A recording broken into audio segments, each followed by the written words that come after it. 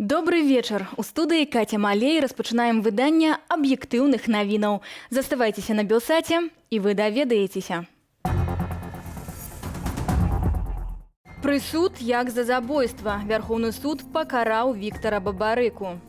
Совершенно очевидно, что это показательный суд, но мы увидели там за решеткой намного более свободного человека, чем те люди, которые присуждали ему эти сроки.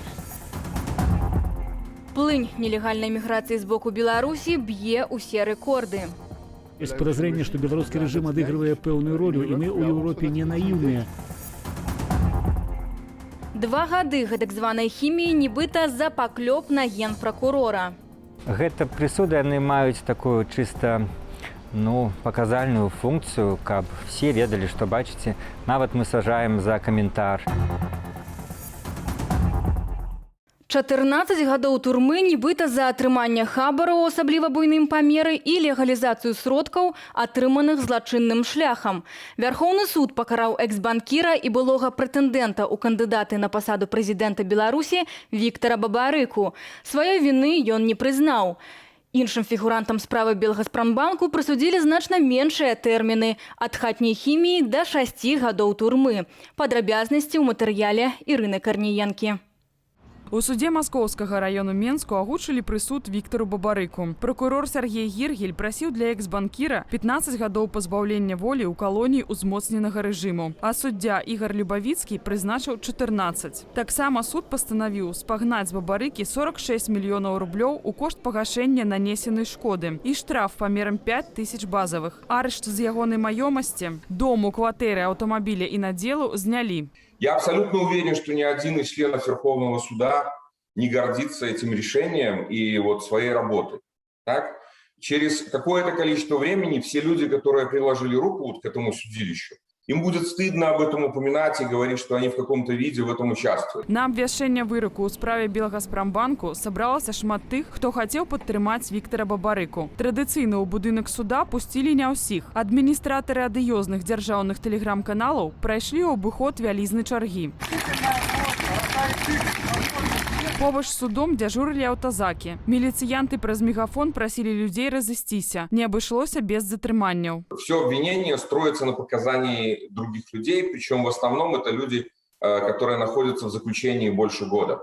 То есть они приходят в СИЗО КГБ, сначала отрицают какую-то вину и говорят, что нет никакого состава преступления.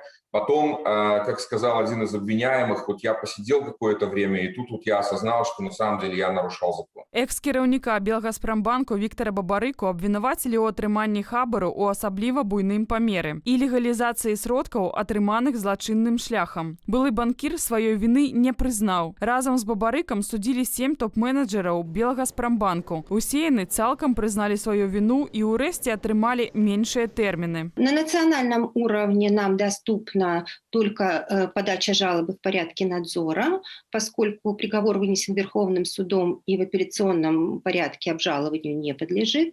На международном уровне мы подготовим жалобу в Комитет по правам человека, в которой будем ставить вопросы о нарушении его основных прав. Прав Виктора Бабарыка. Право на свободу, право на справедливый суд, право на выражение мнения и право быть избранным на государственную должность. На прысуд Віктору Бабарыку адрэагавала Светлана Тихановская. Совершенно очевидно, что это показательный суд, но мы увидели там за решеткой намного более свободного человека, чем те люди, которые присуждали ему эти сроки. И мы понимаем, что Виктор Дмитриевич не передал свои идеалы. Паводле кіраўніка Народнага антыкрызіснага ўправлення Паўла Латушкі, ні Віктар Бабарыка, ні іншыя палітвязні не будуць сядзець свае тэрміны цалкам. Амбасада США назвала суд грубым фарсам. А што пра жорсткі прысуд думаюць простыя беларусы? Мы запыталіся на вуліцах Менску. Уверенно на него давили и применяли разные способы, и он, в общем-то, выстоял. Человек просто хотел стать президентом, и за это ему дали 14 лет. Это абсолютно нечестно, несправедливо. Считаю, что каждый имеет право поучаствовать в этом.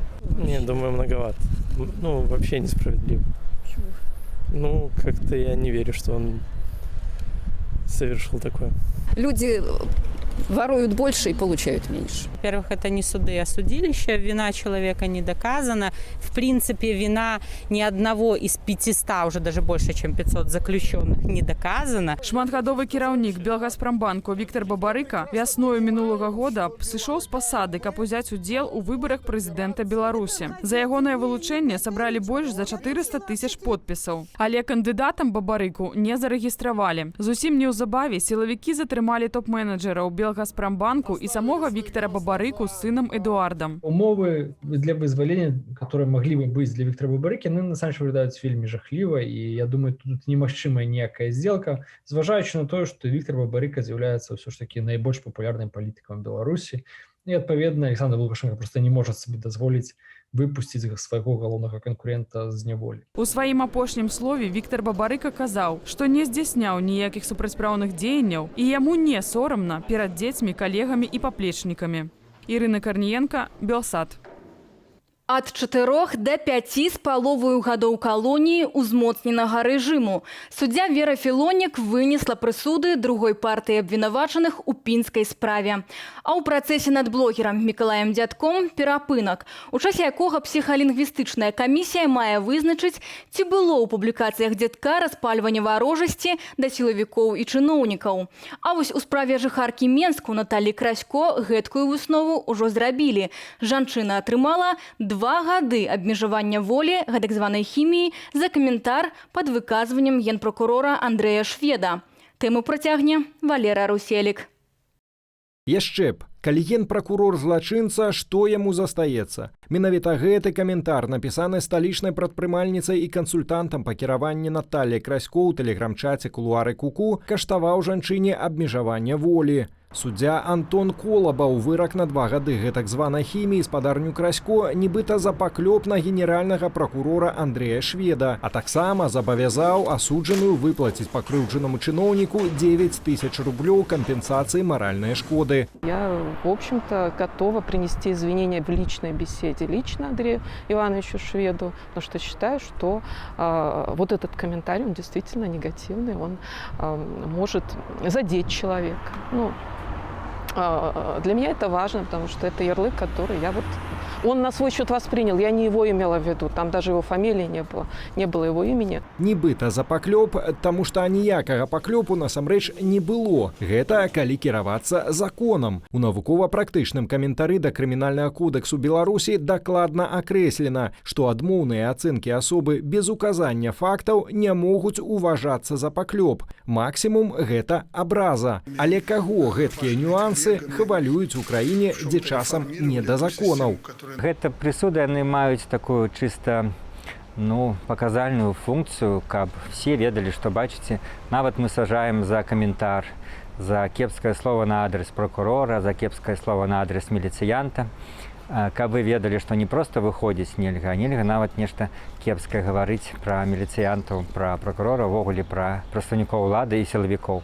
То бок, як кажуць у народзе, маўчаць, пакуль зубы тырчаць. Вось толькі чаго хочуць дасягнуць улады гэткімі рэпрэсіямі? Няўжо сапраўды думаюць, што калі людзі маўчаць, то гэта азначае, што любяць? Яны аб'явілі год народнага адзінства, каб нейкімі крокамі вярнуць хаця бы нейтральнасць да сябе. Не зараз большасць ставіцца да ўлады не нейтральна, а ненавідзіць яе, а не любіць яе. І гэтымі дзеяннямі ўлада толькі падкрэслівае гэтую нелюбоў і адначасова заяўляе, што нас, уладу, гэта ўжо не турбуе. Нас турбуюць толькі, каб не было ніякіх знешніх праяваў нездаволення. І вось тут якраз хаваецца адказ на адно з адвечных беларускіх пытанняў: дык а нам што рабіць? Наталля Красько звяртае ўвагу на тое, наколькі і суддзя, і пракурор былі здзіўлены і агаломшаныя, пабачыўшы вялікую колькасць людзей, якія прыйшлі падтрымаць падсудную. Их это немножко напрягает, что пришли и смотрят. И я думаю, что об этом, конечно, нужно рассказывать, говорить, выносить на обсуждение то, что происходит. Это очень сильное оружие. Против этого страха, который нам пытаются навязать, нужно противопоставлять правду, честность, говорить то, что есть. Бо, як той казаў, на пачатку было слова. У беларусаў, напэўна, гэтыя словы «я не баюся».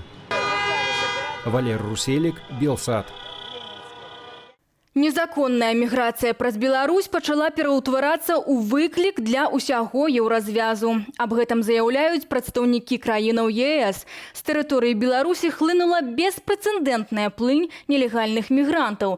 За мінулыя сотні літоўскія памежнікі затрымалі 131 уцекача. Мінулай ноччу 4 десяткі нелегальных мігрантаў з Афганістану спынілі і польскія памежнікі. Александр Лукашенко заяўляе, што гэта не праблема Беларусі. Падрабязней Алесь Баразенко. Міграцыйны крызіс на беларуска-літоўскай мяжы – агульная праблема Еўропы. І вырашаць яе еўразвяз будзе агульнымі намаганнямі. Сёння старшыня Еўрапейскай рады Шарль Мішэль разам з прэм'ер-міністрам Літвы Інгрыдай Шыманіце наведаў памежны Мядзінінкай. Літоўскія межы – гэта еўрапейскія межы. Вось чаму для мяне было так важна прыехаць сюды, каб зразумець, у якой мы сітуацыі, якія патрэбы, што магчыма для еўрапейскага звязу, каб аказаць падтрыманне Літве. Я таксама хацеў бы сказаць, што некалькі тыдняў таму мы прынялі рашэнне ўвесці санкцыі супраць Беларусі, і за намі ўслед рушыла Злучанае Каралеўства, а таксама Злучаныя Штаты. Гэта азначае, што мы змагаемся за тое, каб прасоўваць нашыя фундаментальныя каштоўнасці. Прэм'ер-міністр Літвы зазначыла, што еўразвяз ужо зрабіў шэраг крокаў дзеля ўрэгулявання праблемы, але сітуацыя надалей застаецца напружанай і патрабуе далейшай рэакцыі. У нас ужо ёсць падтрыманне з боку працаўнікоў Фронтэкс і працаўнікоў у справе прытулку, якія вельмі дапамагаюць у паўсядзённым кіраванні сітуацыяй. Але мы ўсе ведаем, што нам трэба больш інфраструктуры, у якую ўрад гатовы інвеставаць і будаваць. Але мы таксама абмяркоўваем з інстытутамі еўрапейскага звязу патэнцыйную долю фінансавага цяжару. Падчас сумеснага агляду літоўска-беларускай мяжы палітыкі таксама адзначылі важнасць кантактаў з краінамі, з якіх прыбываюць мігранты. Еўразвяз будзе намагацца наладзіць працэс іхнага вяртання. Шарль Мішэль зазначыў, што судзейнічанне нелегальнай міграцыі фактычна сталася афіцыйнай пазіцыяй уладаў Беларусі. Такія дзеянні не застануцца без рэакцыі з боку Еўропы, запэўніў Мішэль. Сапраўды ёсць падазрэнне, што беларускі рэжым адыгрывае пэўную ролю, і мы ў Еўропе не наіўныя. Нас таксама гэта не палохае. Вось чаму мы прынялі рашэнне, а таксама эканамічныя санкцыі, якія рэалізуюцца. Мы пастанавілі дзеяць вельмі хутка. Калі некалькі тыдняў таму была перайдзена яшчэ адна чырвоная лінія ў сувязі з захопам самалёта. Што ж да Лукашэнкі, на сённяшняй сустрэчы з міністрамі ён чарговы раз паабяцаў больш не спыняць міграцыйнай плыні ў Еўропу з беларускага боку. Мы никогда не будем никого держать. Они же не к нам идут. Они идут в просвещенную, теплую, уютную Европу. За апошнія сотні літоўскія памежнікі затрымалі 131 нелегальнага мігранта, якія трапілі ў Літву з тэрыторыі Беларусі. Ад пачатку года іхная колькасць дасягнула 1363 асобаў, што амаль у 17 разоў перавышае паказнік за ўвесь мінулы год. Значнае павелічэнне плыні нелегальнай міграцыі зазнае і Польша. Там за сотні затрымалі 40 чалавек. Еўрапейскія палітыкі называюць наплыў мігрантаў помстою афіцыйнага Менску за агульную пазіцыю еўразвязу наконт сітуацыі ў Беларусі. Алесь Баразенко, Белсат. Паколькі Александр Лукашенко самаўхіліўся ад удзелу ў праграме «Усходняе партнёрства», беларускі народ на саміце могуць рэпрэзентаваць дэмакратычныя сілы. Аб гэтым Святлана Ціхановская заявіла падчас сустрэчы са старшынём Еўрапейскай рады Шарлем Мішэлем. Яна таксама выказалася аб прысудах Віктару Бабарыку і іншым беларусам. Падрабязнасці распавядзе Ігор Станкевіч. Заява афіцыйнага Менску аб выхадзе з усходняга партнёрства – гэта пазіцыя рэжыму, але Еўропе важна падтрымаць саміх беларусаў, заявіў кіраўнік Еўрапейскай рады Шарль Мішэль падчас наведвання аб'ектаў на літоўска-беларускай мяжы. Нават калі Беларусь прыняла рашэнне прыпыніць удзел ва ўсходнім партнёрстве, для нас важна аказаць канкрэтнае падтрыманне людзям. Вось чаму санкцыі, якія мы прынялі, накіраваныя на тое, каб правесці адрозненне паміж з аднаго боку рэжымам, а з другога насельніцтвам.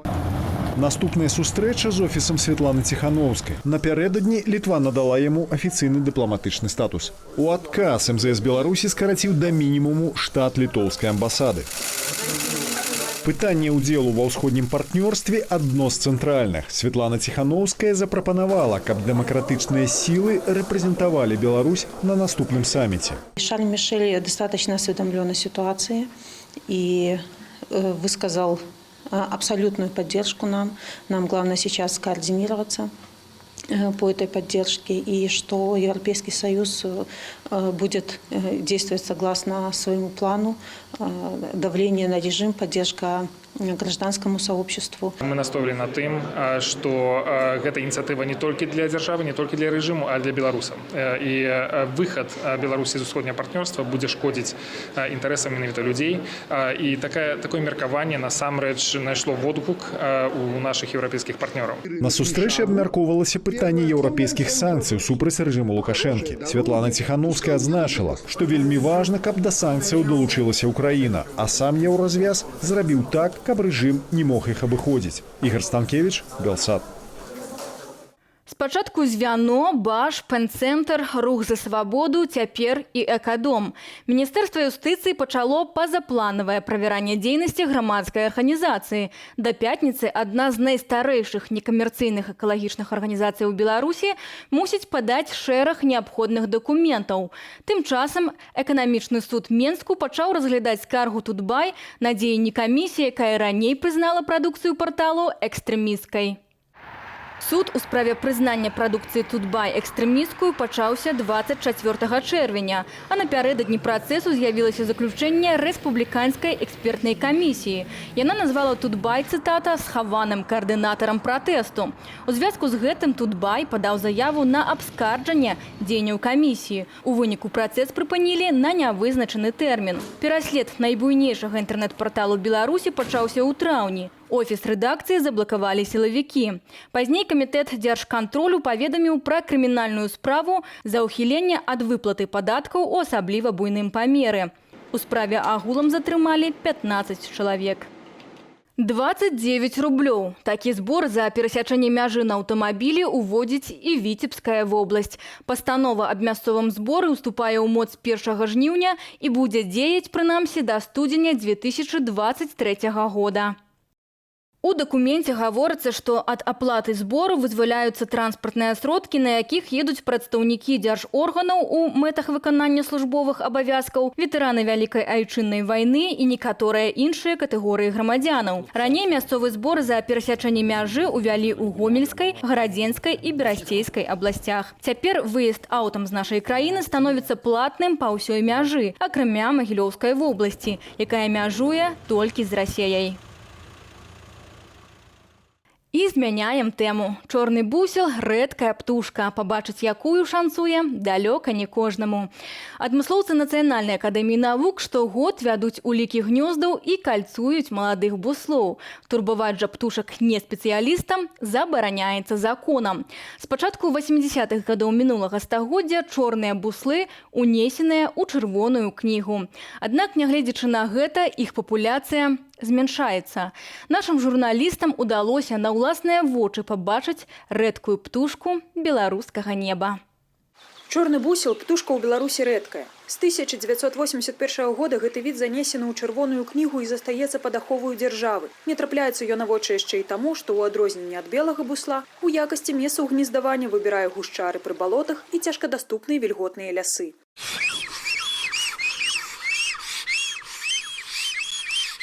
Добра ведаюць пра чорнага бусла супрацоўнікі лабараторыі арніталогіі навукова-практычнага цэнтру Нацыянальнай акадэміі навук па біярэсурсах. Спецыялісты распрацавалі аўтарскую методыку пошуку і ўліку птушак. Пачынаюць вывучаць папуляцыю з красавіка, калі птушкі фарміруюць пары, і заканчваюць увосень, аглядаючы пэўныя тэрыторыі на наяўнасць гнёздаў. На наступны год спецыялісты вяртаюцца да іх, каб акальцаваць маладняк.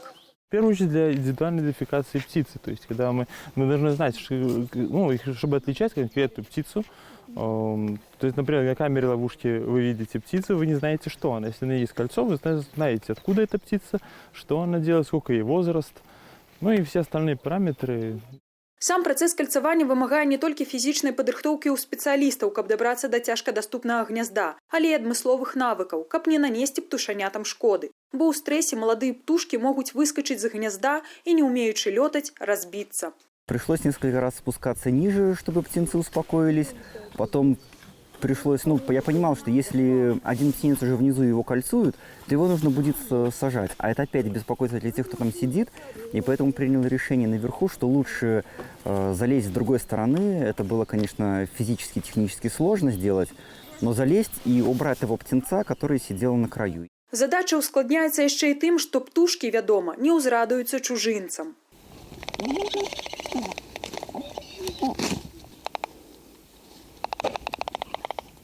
Очень активные. Эти птенцы, наверное, меня покусали суммарно больше, чем вообще все птенцы, которые до этого у меня были. То есть очень кусучие и кусались сильно. З гэтых жа прычынаў праца на зямлі праводзіцца спецыялістамі хутка. Заміраюцца асноўныя параметры – памеры крыла, дзюбы і вага. На лапы чапляюцца 2 кальцы і птушанят вяртаюць у натуральнае асяроддзе, а месцы гнездавання як мага хутчэй пакідаюць. Людям без досведу турбаваць птушак забараняецца. Если вид охраняемый, краснокнижник, грубо говоря, то, соответственно, да, можно привлечь человека к ответственности за то, что он беспокоит птиц в гнездовой период. Ну, так, в принципе, как бы есть такое негласное правило, вообще запрещено снимать птиц на гнездах. У апошнія гады адмыслоўцы з жалем адзначаюць колькаснае скарачэнне папуляцыі чорнага бусла. Прычынамі таму становяцца натуральныя ворагі птушак, арланы-белахвосты, браканьерства ў краінах міграцыі буслоў, а таксама высечка старых лясоў. Таму, калі вы натрапілі на гняздо чорнага бусла, варта паведаміць у раённую інспекцыю камітэту прыродных рэсурсаў, каб тэрыторыю ўзялі пад ахову. Марыля Дакуцька, Белсад. На гэтым я завершаю сённяшняе выданне. Зычу вам спакойнага вечара і запрашаю сачыць за навінамі на нашай старонцы або ў сацыяльных сетках Белсату.